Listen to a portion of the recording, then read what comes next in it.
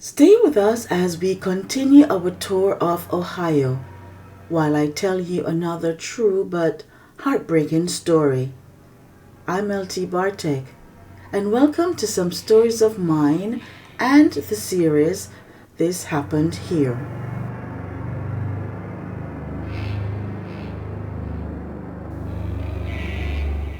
80-year-old Gifford Mackenzie, not his real name, would walk the quiet streets of Dayton, Ohio, where he lived.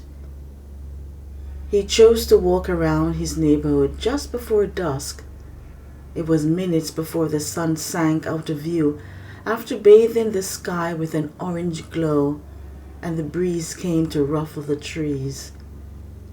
His route took him to the Woodland Cemetery, where he would stroll along its serene streets.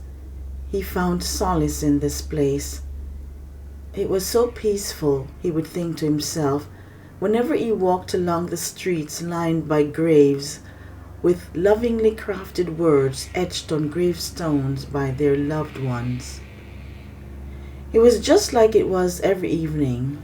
He got up from his rocking chair on the porch and, picking up his walking stick, he ventured out. But this night was going to be different. He was moving a little slower tonight. His old knees were acting up, and he was tender with it. As the light of the day faded, he found himself 50 yards from the front exit of the cemetery when he saw a little boy and his dog walking among the gravestones just beyond the trees. He called out to the boy, but he didn't hear him.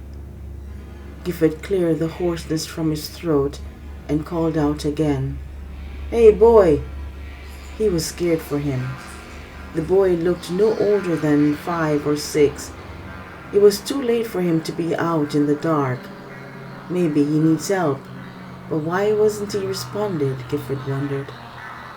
He tried to hobble over to the child disappearing through the trees, but could not catch up with him. He was now only a few doors from his home, and moving as fast as he could, he went inside and asked his grandson to find the boy and take him there.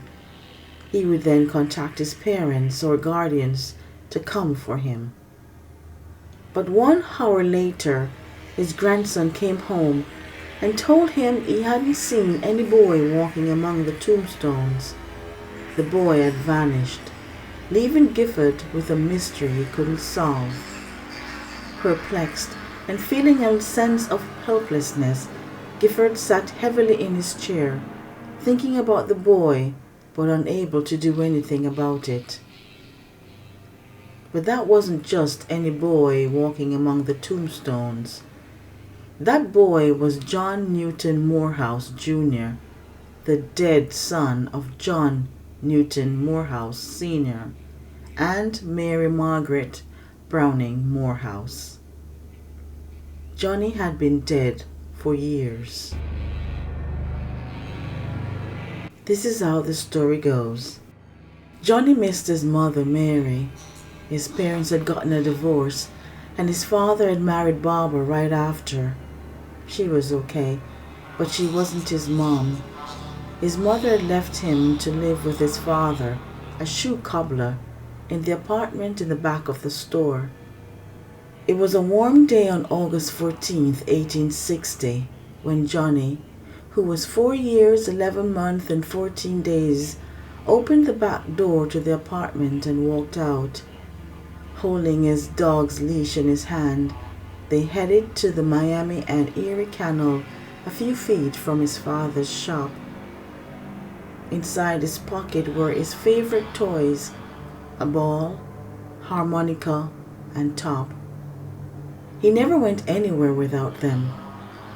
As he walked, he pulled his hat more securely on his head to hide the sun and prevent it from blowing away. But his hat was a little too large for his head. It was a hand-me-down from his older brother. Reaching the canal, he stood on the bank and looked out. The sunlight glistened on the rippling waves of the water, and he smiled happily. He was playing ball with his best friend, his dog, when suddenly a warm wind blew the hat from his head. It landed a few feet from him in the water. Ordering his dog to stay put, he waded out to get it, but in no time he was completely submerged, and not knowing how to swim, he drowned almost immediately. His dog, sensing he needed to disobey this command, jumped into the water to save his young master, but by the time he pulled him out, he was deceased. He tried to get Johnny to wake, licking his face and prodding him, but Johnny remained still. Finally, he sat beside him, placed a protective paw across his body, and waited. There he stayed until John Sr. came and took him away, crying. Johnny Morehouse was buried at Woodland Cemetery in Dayton, Ohio. A special headstone was carved depicting his dog holding him as he was on that fateful day, and his prized possessions, his cap, harmonica, top, and ball, were carved and placed around him. From that moment on, Johnny's dog never left the gravesite. Although some tried to take him home, he would not leave the gravesite. So passers-by and neighbors would bring food and water for him until he too passed. Reunited with his young master, they walked the cemetery lawns, contented and happy. This is another sad but true story from Ohio, and I added it for my friends who believe in ghosts. I hope you like my efforts. If so, please like it and let me know what you think. Love yourself and others, and I'll catch up with you on the next one. Love you. Bye.